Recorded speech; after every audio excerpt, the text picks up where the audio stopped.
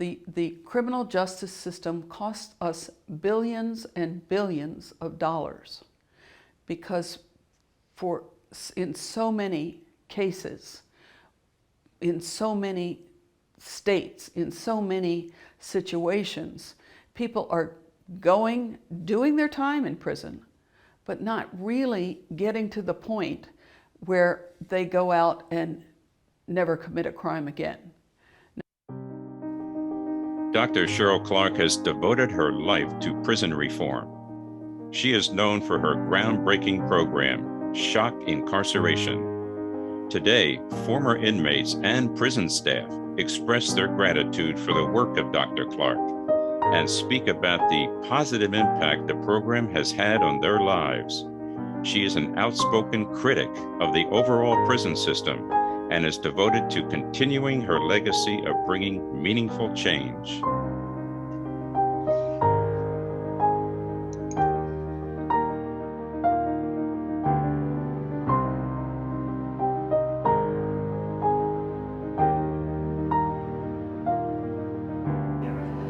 Got sort of an insider view, but what I saw was how remarkable it is that you're touching the corrections officers as well as the inmates. You're changing the way we relate to the people that society's thrown away, and the people we pay to keep them locked up have taken on a whole different role. That's just remarkable to see that.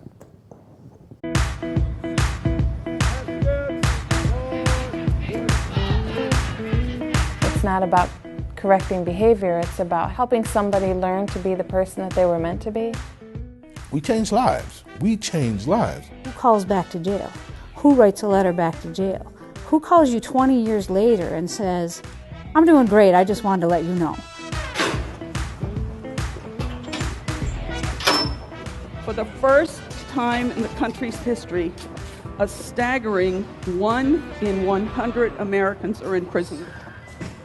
Now the number is 2.3 million. There are people who come to us who've been told, you're stupid, you'll never amount to anything, you're a dumbass. They come to us out of that experience. They come to us out of an environment that says, you better not get the right answer, I will cut you. Everything we do has a distinct purpose behind it. We don't just say, sir, yes, sir, just for the hell of it. And if you follow the plan, in 6 months, you're going to think before you act. So everything we do, every action we take, the way we speak, the way we carry ourselves, the way we move in and out of the classroom, the way we start the day with PT, drill and ceremony, all of it is part of this total learning environment. That we do things like community meeting and confrontation in a caring community when the parolees have an opportunity to confront certain behaviors that are destructive to that individual and to the life of the program and to the people around them. They're given certain directions to have a different outlook on those people that have hurt them, but more importantly, how they've hurt other people. We find the buttons that are easy to push and say, okay, here's one of your soft spots. Toughen this up, and nothing's going to be able to tip you over when you get out on the street. And then to see them slowly but surely realize that they can, realize that they can dream again, realize that they can accomplish things they never did before. There's nothing like seeing a light bulb go off. And some of them have lived in a world of you can't, you shouldn't, and don't. And we teach them you can, you should, and try. They truly only get 12 hours of education a week. And in that short amount of time, you can see them jump 5 grade levels. It's incredible. But if you save one person from coming back to jail, you know, everything's worth it then. I feel I do something. I make a difference. Shock Incarceration was designed back in the late 80s to be a program that would give young nonviolent offenders an opportunity to completely transform their lives. It was based on an earlier program that I had designed and was a model that accounted for all dimensions of a human being, the physical, the mental, the emotional, and the spiritual dimensions. Now, when I say spiritual, I don't mean religious. I simply mean that essence of who we are as human beings, which is made up of who we are in our bodies, how we feel about the things that have happened to us in our lives, what we think, and how we act as a result of that. They did want to know about success. They did want to know about how to change their patterns. They wanted to know how to manage their lives in a more effective way and had sought it out. So shock was a natural evolution. It went from being in the network program, one housing unit in a correctional facility for a small number of inmates, to a total correctional institution and a total learning environment within that corrections institution. One of the things we learned in the course of observing other programs as well is that every staff person who's working in a facility that has one of these total learning environments needs to understand what's going on in other aspects. So when we trained people, we trained everybody in the environment. We trained officers, drill instructors, superintendents, cooks, teachers, counselors, everybody who worked in the total learning environment sat in a training and was part of a group experience that took them through experientially everything that they would be taking the inmates through. So just as the program for inmates involves their physical knowledge, their mental acuity, their emotional stability, the discipline of the program, and the essence of who they are as a human being, so too that has to happen with staff first. They're the role models for the program. They're not just the teachers, they model every attitude, every experience, every feeling that an inmate has going through the program. It's essential to make that investment.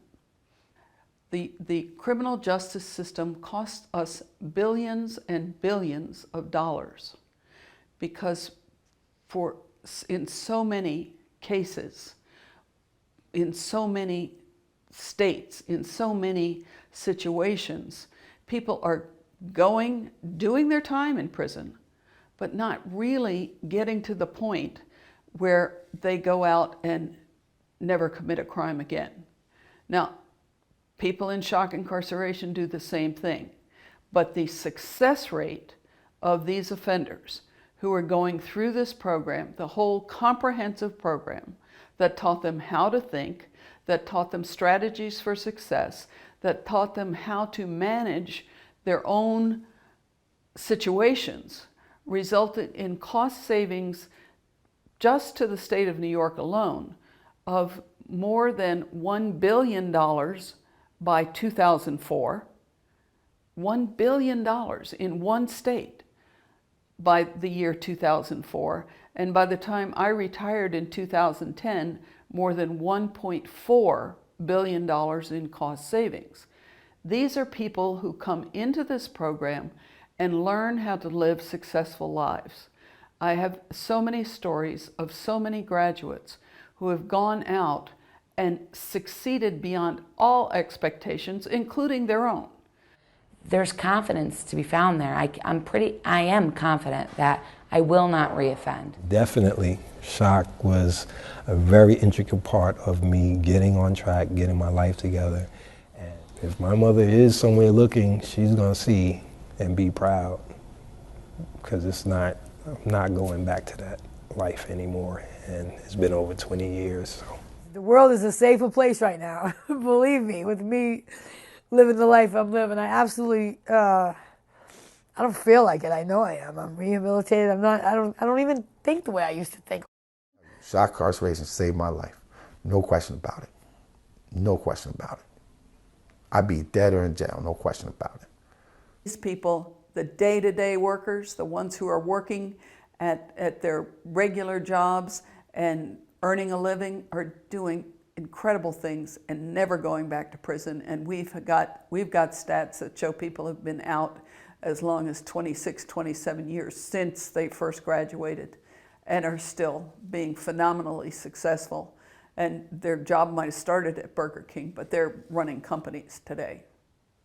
People used to joke with me about the fact that I said every prison could be a place of learning. And that's not even true for every inmate, although I do think everybody who goes in, no matter what their state is, learns something from prison. Some people learn the wrong lesson. In a total learning environment, the odds are so much higher that they will learn what they need to know to go out and live a successful life, to learn what they need to do to take responsibility for their own lives and the lives of their families. So that would be the action I would say to the average citizen. Take responsibility in your neighborhoods for making sure that there are total learning environments in the prisons that affect your neighborhood. Because somebody's coming home, and the average length of time that they come home is 22 months. So the average prisoner, now this is not talking about people doing life in prison without possibility of parole, they're a whole different category. They too can learn in that environment. However, we're talking about the guy, the kid, by and large, the young offender who's coming home after an average of 22 months. In shock incarceration, they were coming back in 6 months when they graduated and successful, and never going back to prison again. So in the course of the video that you've just seen, you're seeing people who went into this program and are leaders in their community, are people who are making very, very significant contributions. So that's the action that I would urge for everybody. See that we get more total learning environments in every institution.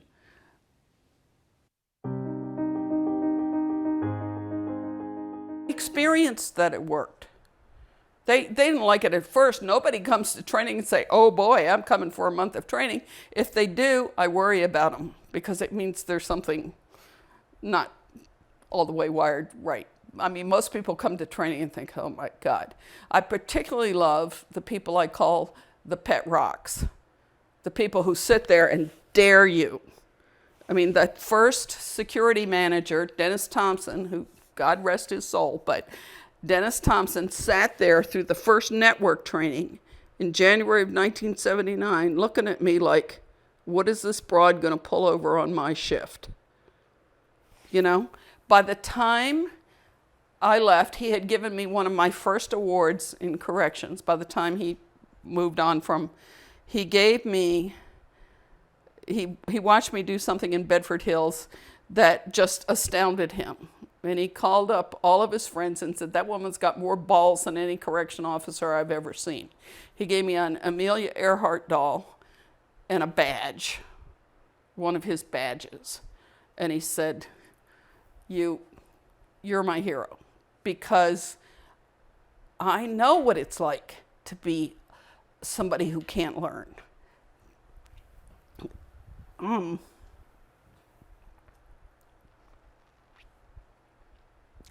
So that's why we do it. You know, Maziki will say, I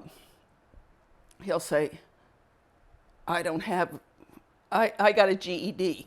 He has a high school diploma, but he was so smart, but he was one of those kids who couldn't learn either.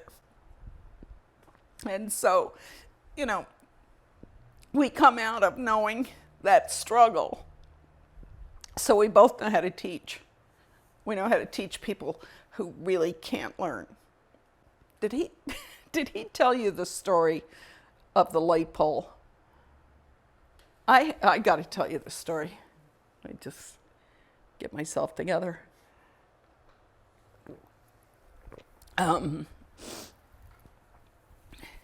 He can do more in 2 minutes to change somebody's frame than anybody I've ever seen. It's a phenomenon. So I'm walking past a group of inmates one day on the grinder, on the PT deck. And I see this young woman who's standing there in line, and I'm looking at her, and she's looking all over the place. And she's carrying a tray. Now, well-meaning people give them learning experiences that are designed to have them think about it, but they can't, they just can't. There are some people who just can't learn this way. So she's got this tray in front of her, and I said, what are you doing? She's looking all over the place, and she's in formation. Now, they're told no eyeballing in formation. So that means don't be looking around. Now, some people take that to the extreme. They tell you no eyeballing in the classroom. Well, you've got to eyeball you've got to do stuff in the classroom. You've got to move around in the classroom, or you can't learn. But in formation, that's a good time, and it really does affect the neurons and the synapses and the dendrites and all these. I can talk about this. It's really fun to do that with some people who are saying, why are you doing it this way? But you really are repatterning the neural pathways of their brain with some of these things. So she's got this tray that says, please help me not to eyeball. Okay, so, because she had been in shock at this point when I met her 11 months in a 6-month program, because she would get removed, she got recycled, she got kicked out completely. The thing is, she is one of the most serious cases of ADHD I've ever seen. She literally couldn't get herself together, you know. So I said, I don't get it. You got this tray in your hand to help you remember, and you're looking at me. But she just gets distracted. So I said, do you know where you're supposed to look? She said, ma'am, this inmate's not supposed to eyeball. I said, what does that mean? This inmate doesn't really know, you know, because they're told not to use I, me, mine, because you can say I, me, mine without thinking. You need to think in order to say inmate Johnson, inmate Clark. So I said to her, see that woman right in front of you? Ma'am, yes, ma'am. I said, see her collar? Right there. And I'm pointing to the collar. And I said, keep your eyes right there. Oh. Nobody thought, because there are some people that this stuff comes easy for. But most of the people we're working with, it doesn't come easy for. So I said, I'll tell you what. I said, I want you to go see Superintendent Mazicki. I said, because he will, I didn't know what he was going to do, but I knew he would do whatever he would get her. Because I've seen him in 2 minutes shift somebody's whole frame of reference, and they don't lose it.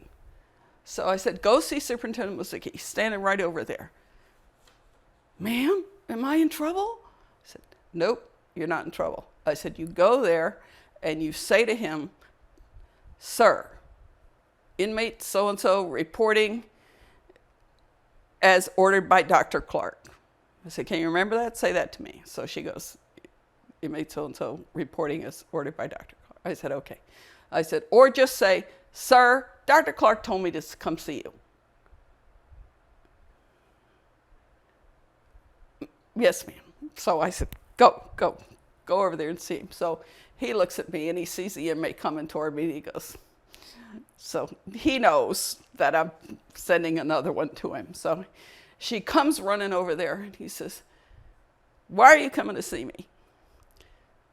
Sir, Dr. Clark told me to come see you. Why'd she tell you to come see me? Sir, this inmate doesn't know. He says, well, what's the problem? What were you doing? He said, what's this? She still has her tray. He says, eyeballing. You're eyeballing? In formation? Sir, yes, sir. He says, huh. And she thinks I'm going to do something. Sir, yes, sir. Sir, this inmate's not in trouble, is she? No, you're not in trouble. He says, tell me, how long you been in the program? 11 months. So he goes, oh my God. And she says, this inmate's about to get thrown out again, sir. And he goes, now, I couldn't do 6 months of shock incarceration. This woman has already done 11. Okay? God bless her. So she's there. He says, you see that light pole there? So we have like these 25-foot light poles. He says, you see that light pole there? Sir, yes, sir. He says, you see how it's just standing there still? Sir, yes, sir. He says, that light pole can see everything that's happening in this facility. And how's it standing? She does the light pole. He says, that's what you got to do. Be a light pole. Sir, be a light pole. Can you do that? Sir, yes, sir. He says, give me that tray. So he takes the tray away from her because she can't be a light pole holding a tray. So she's standing there being a light pole. He says, see me next Tuesday. Sir, yes, sir. She was a light pole. She finished the program in 2 months. She was a light pole. That was it. It's that. Be a light pole. And every Tuesday, she'd report to him. I used to call it his Tuesday list. And I'd put people on his Tuesday list that I'd find. And there are hundreds of stories about this. I'll have to think about it for a while, but hundreds of stories. But be a light pole. That was it. That was the intervention. Be a light pole. And we'd check on her. Being a light pole. Ma'am, yes, ma'am. And she had a great time. And she started hearing and loving what she was learning, because she was able to do it. Be a light pole. So. All the time. Remember praying those prayers? God, I swear, you're sitting there in handcuffs and shackles and chains, and you're saying, God, I swear, if you get me out of this, I'll never do it again. I said, we are the answer to those prayers. Here we are. The drill instructors, the counselors, the teachers, all the people who are going to be working with you in shock, they're the answer to your prayers. Show me how to do this better. And then finally, practice. Practice the principles in all of our affairs. And there are, the traditional way that the 12 steps are written, people keep trying to rewrite them. There's plenty of different ways to talk about them, because there are people who say, you can't talk about the 12 steps, it's separation of church and state. It's on our money. In God We Trust is in every courtroom in the United States. It's not that we are proselytizing religion. We are saying we are founded on a series of principles that are bigger than ourselves alone. Anytime we get into trouble, we're focusing on ourselves alone. Anytime we're moving in the right direction, we can handle any obstacle when we focus on that which is bigger than ourselves. And so that's the whole point of shock incarceration. That's the principles of synergetics. That's the 12 steps to recovery. And it's the 5 steps to decision making. See your situation clearly. Know what you want. When you're pointing, I want this, I want this, I want that, like the little kid, know what you want. Be very clear. Because I need to clean up my act. I need to pay attention to what's in it for me. Why would I bother to change? What works that I would want to change? Who are the other people who are involved as I begin to make this change? And where am I going from here? So there's an X that we use as that symbol for know what you want. Expand your possibilities. Now here's one. Excuse me if I offend anybody. It is not this. That limits your possibilities. They are omni-interaccommodative generalized principles. Spin, orbit, expansion, contraction. See your situation clearly, know what you want, expand your possibilities. Come up with as many possible ways, because I'll tell you something, as soon as you make a commitment to change, there's going to be a challenge. Are you sure? Do you really want to do this? As soon as we say, I want things to be different, there's going to be a no. Now, there are many famous examples. Thomas Edison with his log of 10,000 ways he tried to invent the light bulb. Okay, you have to be able to handle no. So all no means is try another way. Find another way. So I look at that and I expand my possibilities. Most people stop at 3. I could do this, or I could do that. Oh, that didn't work. Huh. Well, never mind.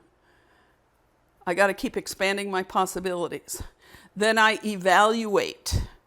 I evaluate, and it's on the ring finger on purpose because it's my connection to my heart. Okay? When I evaluate, I have to see what moves me. I have to see what it is that pulls me to commit to this no matter what, because it's got to be something that will keep me focused. So I can get a grip on my own life by taking responsibility for my life. And that's the whole purpose of shock incarceration.